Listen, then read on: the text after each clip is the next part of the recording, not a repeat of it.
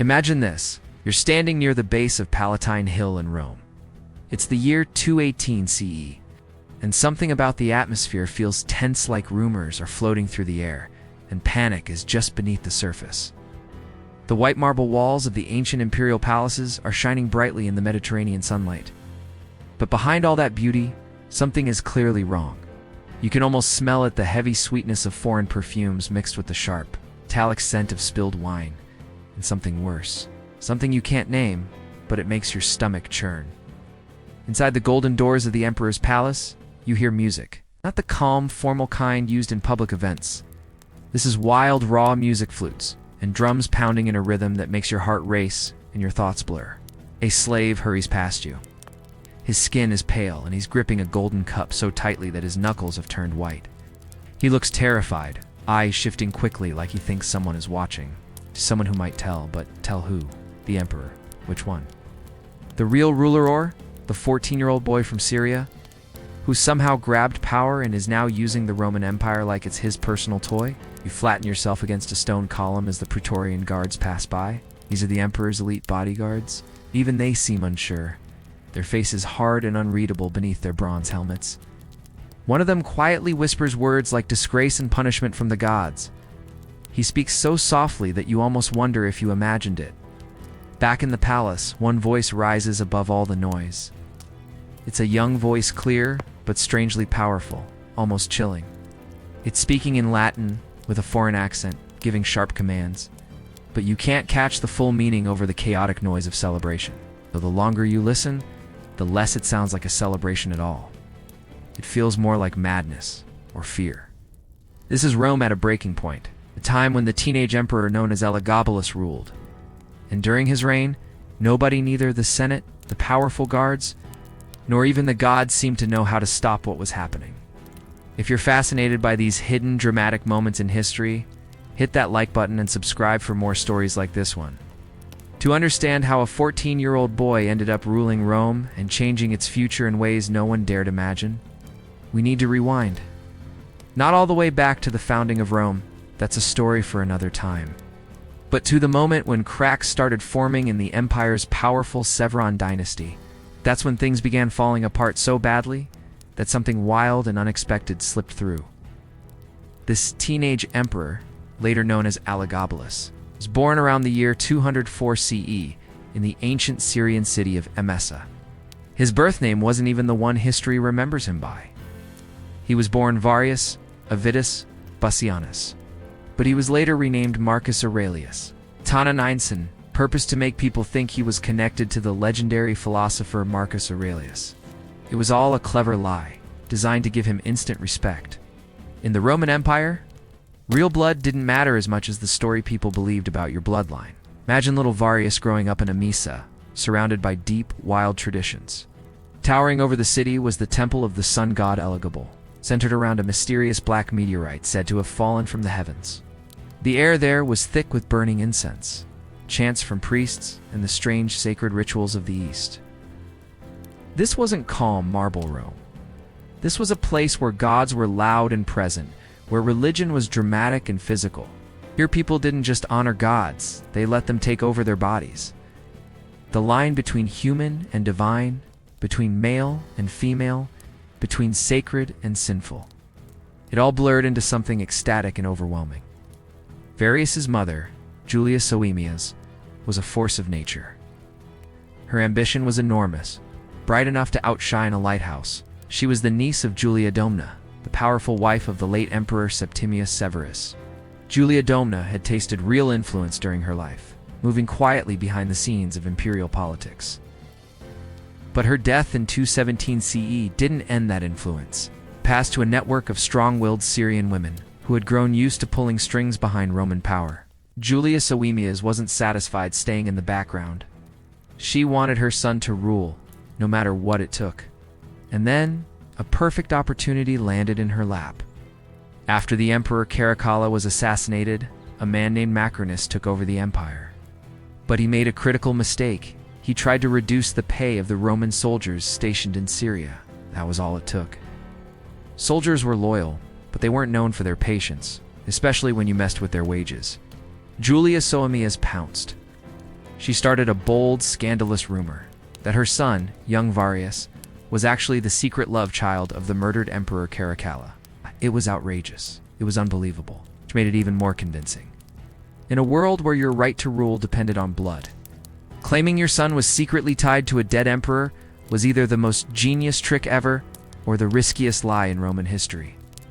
Imagine a hot, tense afternoon in May of 218 CE, deep inside a military camp in Syria. The soldiers of Legio III Gallica are frustrated, angry, tired, and sick of their pay being cut. Their loyalty to Emperor Macrinus is barely holding together. Then something strange happens. A woman named Julia Soaemias walks into camp, not alone, but with her teenage son beside her. He's draped in royal purple, his face dusted with makeup in the Eastern style. His movements are graceful, almost too graceful. And there's something about him, something that doesn't fit into the world these rough Roman soldiers know. Julia speaks. She says this boy isn't just anyone. He's the son of their beloved former emperor, Caracalla, the rightful ruler, stolen from his throne. But that's not all. She claims he's more than just a boy. He's the living vessel of Elagabalus, the Syrian sun god. He's here to bring a golden age to Rome. The soldiers stare. They see a painted, mysterious boy who seems half man, half woman, something between mortal and divine. Something stirs deep in their blood. Maybe it's religious awe. Maybe it's the promise of gold and glory. Or maybe it's the strange, wild energy that takes hold of men who've been away from home too long. Whatever it is, they kneel before him. And as they do, a cry spreads through the camp like wildfire. Hail Caesar, hail Marcus, Aurelius Antoninus, hail Elagabalus. They call him Elagabalus. Not his real name, but the name of his god. In taking it, he isn't just calling himself emperor. He's declaring himself a living god. Meanwhile, in Antioch, Emperor Macrinus receives word of the revolt. At first, he likely scoffs another military rebellion. He's seen those before. But the more reports he reads, the more uneasy he becomes. This isn't just about power, it's spiritual, fanatical. The spies say the boy isn't just claiming to rule Rome, he's claiming to be divine. His followers aren't just soldiers chasing gold. They're believers swept up in a new, radical kind of emperor worship. Macronus reads descriptions of the boy and likely wonders if his men are hallucinating. A 14-year-old who dresses as both man and woman, who performs ceremonies filled with wild dances, songs, and rituals the Romans whisper about with discomfort. He talks about marrying not just women, but men, gods, even abstract ideas. It's not just rebellion, it's a total upheaval of everything Rome stands for. Discipline, order, clarity. The firm lines between man and woman, ruler and subject, human and god, Elagabalus is blurring them all. Macrinus acts quickly, rallying his army to crush the uprising before it spreads. But as his forces march south, something unbelievable happens. His own troops start to falter. Whispers spread through the ranks, rumors of the sun god reborn, the beautiful boy emperor who offers more than just victory. When battle finally comes, it's not a clash of swords, it's a mass surrender. Macrinus's soldiers, captivated by Elagabalus's splendor and hypnotic rituals, switch sides. Imagine Macrinus watching his world collapse. The disciplined army he trusted now kneels before a teenager cloaked in mystery.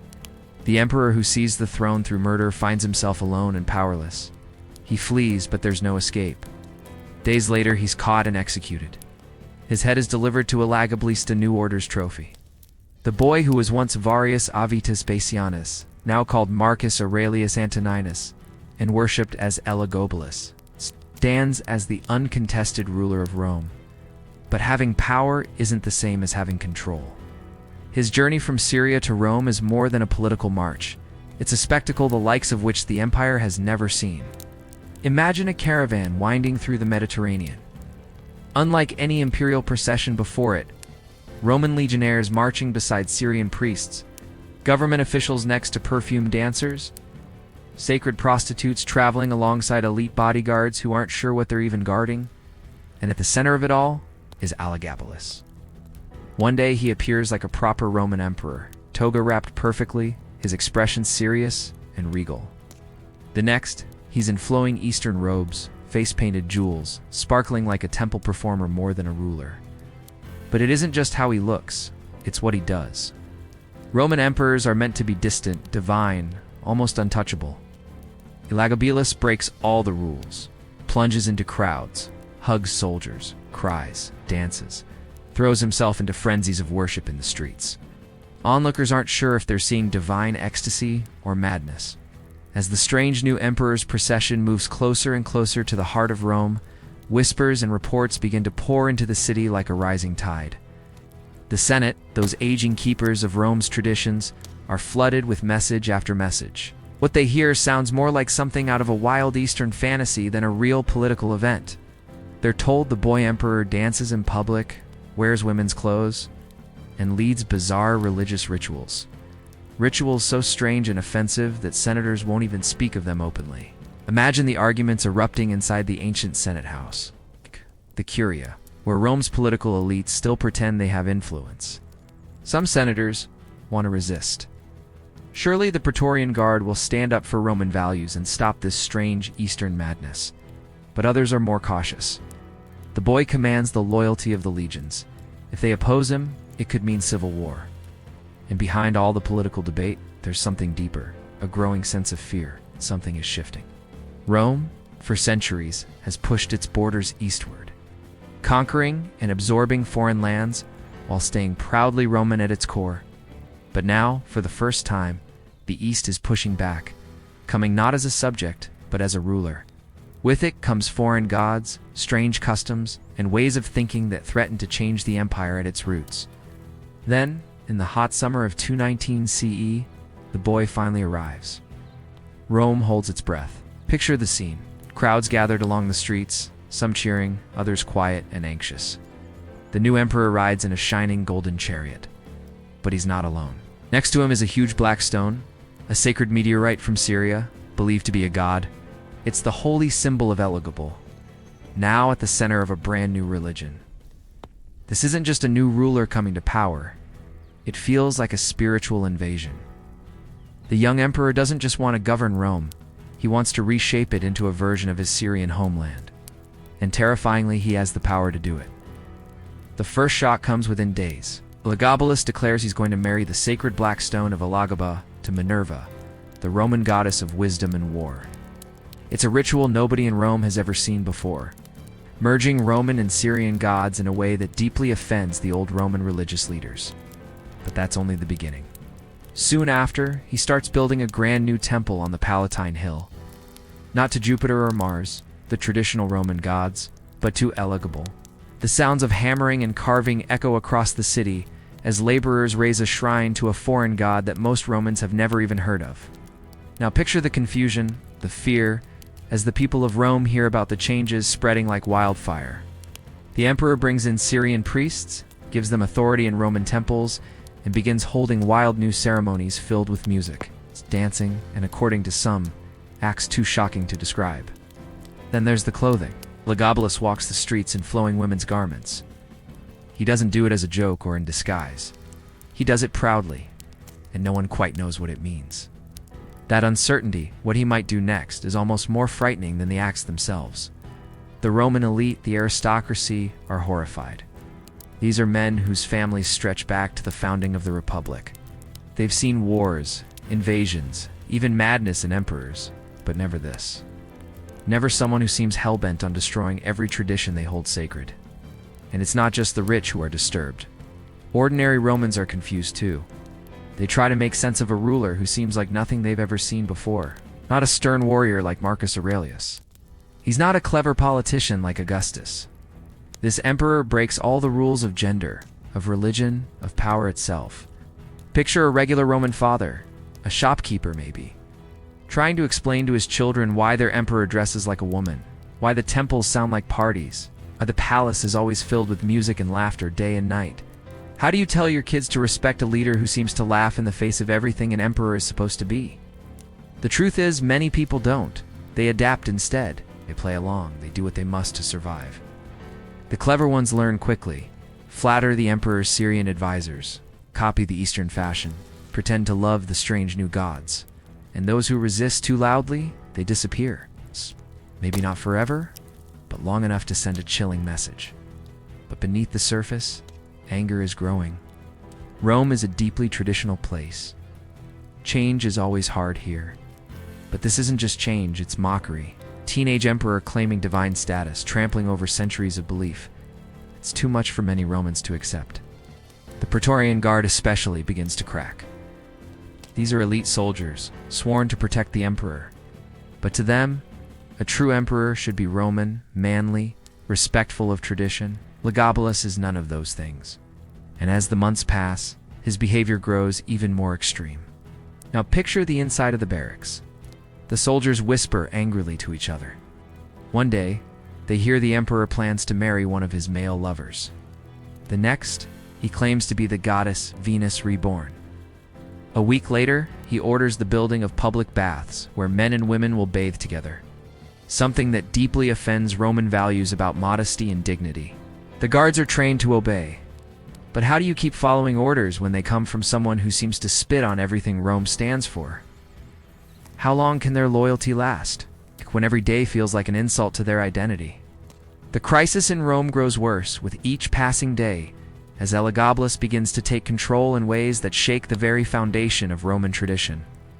He hands out powerful positions to his favorites from Syrian, not because they're qualified, but because of their beauty. Instead of leading with logic or law, he bursts into Senate meetings with strange religious rituals that leave senators feeling both insulted and deeply uncomfortable. He creates new laws that erase centuries of Roman rule, often based on dreams or visions, not strategy. Imagine the Senate chamber, once the proud heart of Rome, where Cicero gave his fiery speeches and Augustus carefully shaped an empire. Now it echoes with the haunting notes of Syrian flutes and thick incense hanging in the air. Elagabalus enters, not in a Roman toga, but wrapped in glittering robes of gold, his face painted, his steps graceful and almost theatrical. He declares that the sun god Elagabalus has spoken to him and revealed new divine laws. The senators, stunned, listen as he outlines reforms that would completely change Roman marriage. He demands the legalization of same-sex unions, the acceptance of practices long outlawed by Roman morality. When one old senator rises, trembling with loyalty to Roman tradition, to voice his objection, Elagabalus doesn't have him killed. That would be too obvious. Instead, he quietly sends him off to a forgotten province, far from Rome's power. The message rings loud and clear. If you adapt, you stay. If you resist, you disappear. But the emperor's most shocking rebellion isn't against politics, it's against gender itself. In a world where masculinity defines leadership, Elagabalus becomes a walking contradiction.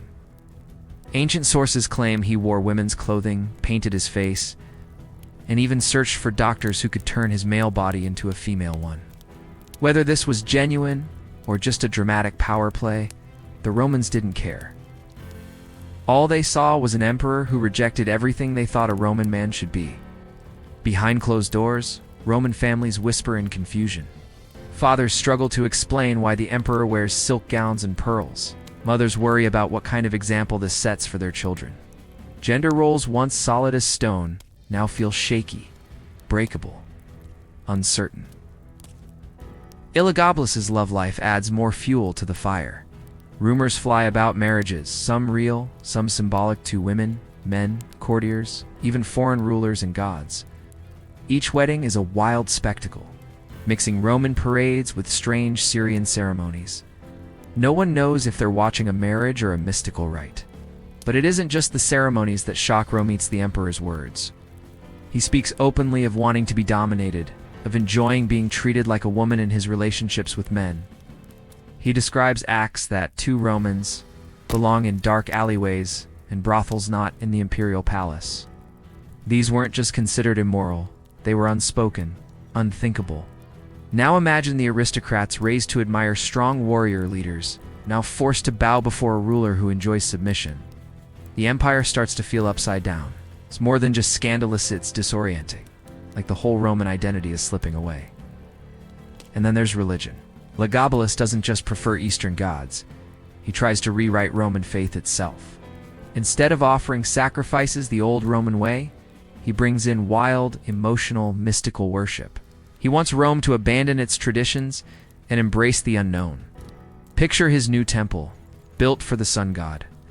At its center is a black meteorite from Syria, surrounded by gold, silk, and strange music drums and flutes unlike anything heard in Roman temples. The emperor leads the ceremony, dancing and chanting in languages his people don't even understand. He wears flowing robes that blur every line, man and woman, emperor and priest, mortal and divine. Round him stand carefully chosen followers, beautiful, devoted, and ready to join in his rituals. Some are Syrian nobles, some are Roman elites who've adapted. Others are freed slaves given high rank simply for their charm or loyalty. For most Romans watching, it doesn't look like worship. It looks like a bizarre theater of indulgence, part religion, part performance, part fantasy.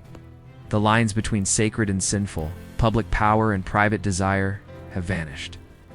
What's left is a city, a people, and an empire unsure of what they're seeing, caught between awe and horror, tradition and transformation.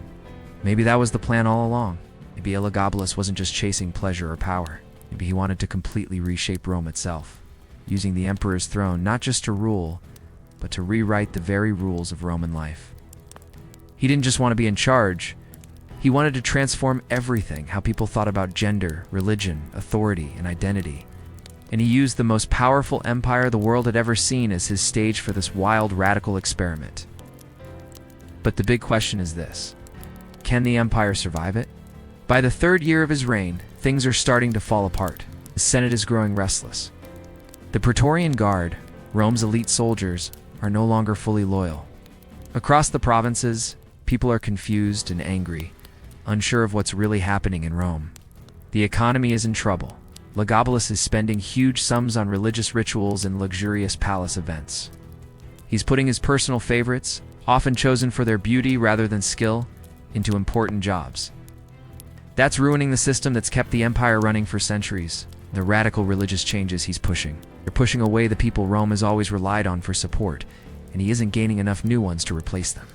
Now imagine the growing panic in Julia Soemia's, Elagabalus's mother. She worked so hard to get her son on the throne.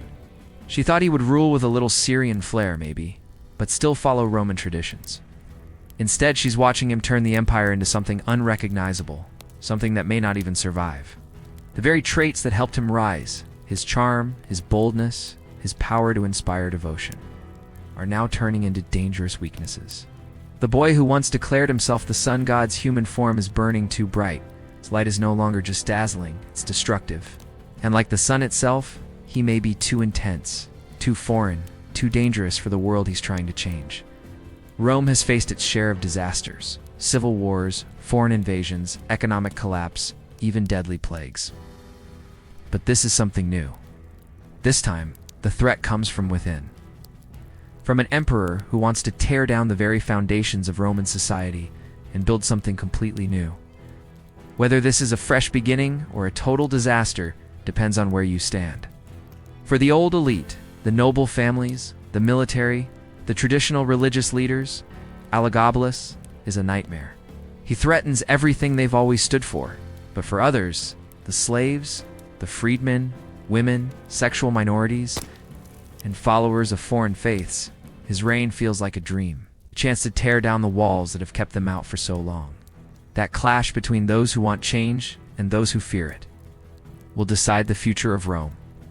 Elagabalus, the teenager who promised transformation, has done just that. The only question now is, can Rome survive it? We're about to find out, because the story is reaching its breaking point. And the same forces that helped Elagabalus rise are about to turn against him, fast and with brutal consequences. What happens next is shocking, unpredictable, and violent. The boy who claimed to be the sun's chosen one is about to learn that even divine power has its limits, that some changes cost more than anyone is ready to pay. Behind the palace walls, rumors are spreading. Servants whisper that the emperor is having strange dreams. Not his usual visions of golden light and divine messages, but darker ones. He hears whispers in strange tongues, footsteps that stop when he turns to look, shadows that seem to move on their own.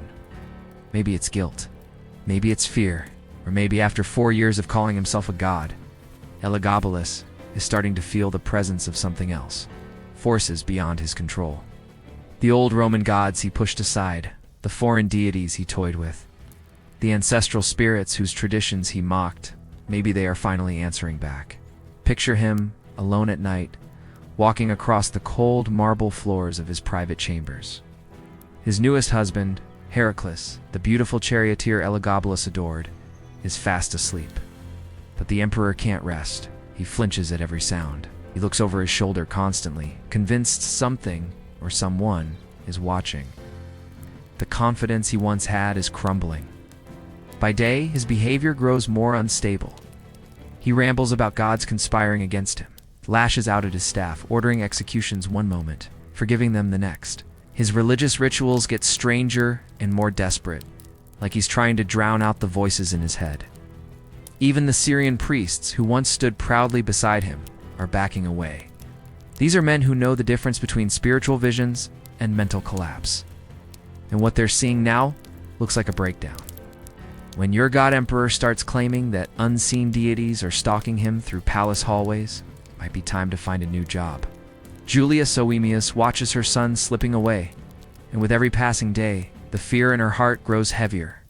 This isn't the bright, a bold teenager who once snatched an empire through sheer willpower and charm. This is someone unraveling, someone lost. She gave up everything for him, her good name, her beliefs, even the fragile piece of an empire, just to place that crown on his head. But now, all she sees is a young emperor tearing himself apart with the same reckless energy he used to tear down centuries of Roman tradition. She tries to help. She brings in wiser advisors, tries to soften his most dangerous impulses, but it's too late. Elagabalus is no longer the boy she raised. He's caught in a dark, spiraling storm of fear and delusion. Every quiet whisper feels like a threat. Every disapproving look becomes a betrayal. He's trapped in a world where he believes he's a god, yet he's terrified that no one else sees it. And then the collapse comes. It's winter, 221 CE. Inside the lavish temple of Elagabalus, a crowd of nobles and priests are crammed into the incense-choked air, waiting. The emperor stands before his sacred black meteorite, arms lifted to the sky, calling on his god to show himself. But something snaps. Maybe it's the crushing weight of years spent trying to bend Rome to his will. Maybe it's just too much for a teenage mind. Either way, Elagabalus suddenly collapses hard. It's not a theatrical faint. He falls violently, shaking on the floor, his body convulsing while terrified onlookers stare in shock, unsure whether they're witnessing divine possession or a complete mental breakdown. When he finally wakes, hours later, something is gone. The fire, the confidence, the charm, it's all burned out. What remains is a hollowed version of the emperor, whispering constantly about betrayal, enemies in the shadows. Even the gods turning their backs on him. The rumors explode across Rome. They say he's gone mad, that he's dying, that he's cursed, that demons now speak through him. Some even whisper that the god Elagabalus has abandoned him. Whatever the version, the message is the same. His divine shield has shattered. And without it, he's just a scared boy drowning in a sea of enemies. Meanwhile, in the quiet corners of the palace, another woman watches and waits. Julia Misa, Elagabalus' aunt, has been playing the long game. For 4 years, she's stayed in the shadows, building trust with the traditional Roman elite, those same people who despised her nephew's rule. Where Julia Soemius placed her hopes on foreign gods and dramatic change, Kisa offered the opposite order: tradition, stability. Her son, Alexander Severus, is everything Elagabalus is not. Calm, Roman, trained in law and leadership, respectful of everything Elagabalus mocked. And though only 13, he already carries himself like someone born to rule. In her private chambers, Misa begins quiet talks. She doesn't speak of rebellion, that would be treason. Instead, her visitors, mostly Praetorian commanders, talk about restoring Rome's dignity, about saving the empire from disgrace, about ending the painful spectacle of a great power tearing itself apart. The Praetorian Guard is key. These elite soldiers swore loyalty to the emperor, but patience has its limits. For 4 years, they've watched their leader strut around in dresses, turn sacred temples into playgrounds, and issue laws that offend everything Roman. They've obeyed out of duty, but their loyalty is wearing thin. The breaking point comes in March 222 CE. Elagabalus declares that all Roman gods will be removed from their temples, replaced with images of his own god, Elagabal. It's not reform anymore, it's destruction. Even his supporters begin to pull away. Syrian allies quietly plan their exit. Roman nobles prepare for what's next. Even the palace staff, those silent hands who make or break emperors, begin switching sides. And that's when Julia Misa makes her move. On March 11th, 222 CE, Elagabalus and his mother walk into what they believe is a routine security meeting with their Praetorian commanders. But something's wrong. The room isn't filled with familiar guards. It's filled with armed men, silent, cold, and unflinching. The betrayal is swift, and the fall of the boy emperor begins with barely a word. Imagine the moment it finally sinks in for Elagabalus. The divine favor he always believed protected him is gone. The boy who once led armies through sheer charisma is now just a terrified teenager, standing before soldiers who no longer see a god or a leader, only a threat to Rome. There are no speeches, no miracles, no final plea for mercy. Just the cold, practiced hands of killers doing what they believe must be done to save their crumbling empire. His mother, Julia Soemius, is the first to fall, throwing herself in front of her son in a desperate maternal act of love. She had sacrificed everything for his power, and now she gives her life for it too. Moments later, Elagabalus himself is dead. The boy who dared to call himself immortal meets the one truth: no Roman, no human can escape death. But even death isn't enough for his enemies. They don't just want to end his life, they want to destroy every trace of what he stood for. His body, once cloaked in royal purple, once worshipped as divine, is now a symbol of everything the conspirators hate. It's dragged through the streets of Rome, torn apart, spit on, stripped, mutilated, shoved into sewers, and finally dumped into the Tiber River like garbage. The message is brutal and clear. This isn't just punishment for one boy, it's the end of a revolution. The revolution Elagabalus embodied challenged everything Rome believed about power, gender, faith, and identity. He wore women's clothes, worshipped Eastern gods, promoted beauty over bloodline or skill. And now, all of that dies with him. A tidal wave of traditionalism crashes down to erase it all, reshaping the empire in its wake. Within hours, another teenager takes the throne. Alexander Severus, son of Julia Misa. He's only 13, even younger than Elagabalus was when he first became emperor. But Alexander couldn't be more different. He stands for tradition. He speaks of duty. Where Elagabalus disrupted everything, Alexander works to restore it. His first actions are symbolic, but swift. The grand temple of Elagabal is stripped of its meaning, repurposed, or abandoned. The foreign priests are either sent home or executed. The sacred black meteorite, once at the heart of a new religious order, is quietly shipped back to Syria. Edicts passed by Elagabalus are repealed. His courtiers chosen for their looks, not their merit, are cast out, or worse. The empire is trying to scrub his memory clean. But memory isn't so easy to erase. The empire has been changed, whether it wants to admit it or not. Elagabalus's 4-year reign left deep marks on the Roman soul. The people have now seen what happens when boundaries blur, when rules are broken and tradition is challenged. That experience can't be forgotten, no matter how hard emperors or senators try. Imagine the conversations whispered behind closed doors after his death. Mothers trying to explain to their children why their emperor was dragged through the streets. Husbands and wives quietly debating what those years really meant. Some Romans felt relief. The shopkeepers, the aristocrats, the priests, people who depended on stability and hierarchy to keep their world intact. For them, Alexander Severus was a return to sanity, a breath of order after years of chaos. But others felt something else. Slaves, freedmen, women, and followers of foreign faiths, many of them had seen a glimpse of something new under Elagabalus. A world where roles weren't fixed, where identity could bend, where gods from faraway lands could be worshipped at Rome's heart. For them, this restoration felt like a cage snapping shut again. History, mostly written by the powerful, portrays Elagabalus as a madman, a deviant, a monster who had no right to rule. But maybe, just maybe, That story was written to bury something more dangerous than madness, a vision of a different kind of empire. History is always told by those who survived in this case. The survivors had every reason to make the boy they killed look like a monster. The senators who helped bring him down, the soldiers who ended his life, the wealthy elites who gained from his fall, they all needed to believe their actions weren't just political moves, but moral ones. That what they did was right. But like most things in life, the truth is messier. Elagabalus wasn't innocent. His rule was wild, reckless, and yes, it shook the foundations of Rome. But he was also something completely new, something Rome had never seen before. He used the power of the emperor not just to rule, but to question everything. What it meant to be a man. What religion should look like. Who had the right to define society. He erased the lines others thought were sacred. So how you see him depends on what you believe.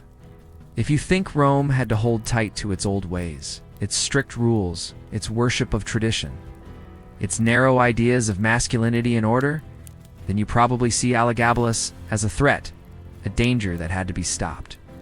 His death, in that case, was a kind of cleansing. But if you believe those old values were outdated, unfair, or suffocating, if you think an empire that stretched across so many cultures needed to evolve, then Elagabalus becomes something else entirely. He becomes a mischance, a moment when Rome could have chosen transformation but didn't. This young emperor, who called himself the sun god in human form, burned fast and fierce. His rule only lasted for years, but in that short time he opened doors no one knew existed. He revealed contradictions in Roman society, questions Rome would struggle with for centuries after he was gone. And maybe that is his real legacy, not the rules he broke, or the rituals he changed, but the uncomfortable truths he forced Rome to face. What is power? Who gets to decide who we are? And how far are we willing to go to protect a version of reality that no longer fits the world we live in? Yes, the empire survived. It would go on to face invasions, collapses, and splits. But it never forgot those strange for years, because they proved something chilling. The lines between tradition and rebellion, sacred and scandalous, are thinner than we like to believe. And if you stand in that Roman street once more, where all this began, you'll feel it. The silence, the shame, the quiet fear in the servants' eyes.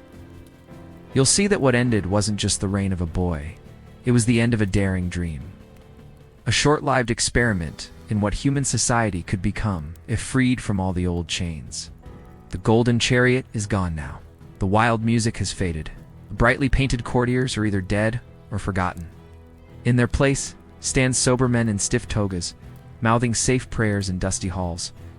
But if you truly listen, if you let your imagination stretch, you can still hear echoes in the marble, echoes of a laugh. A young laugh, full of boldness and danger. The laugh of a boy who believed he could rewrite the rules of the world and, for a moment, almost did. He's gone now, the emperor who dared to call himself divine. But the questions he left behind, the questions about who we are and what we could be, are still with us. Maybe that's his true legacy. He was the boy who tried to turn an empire into a vision no one else dared dream, and he paid for that dream with his life.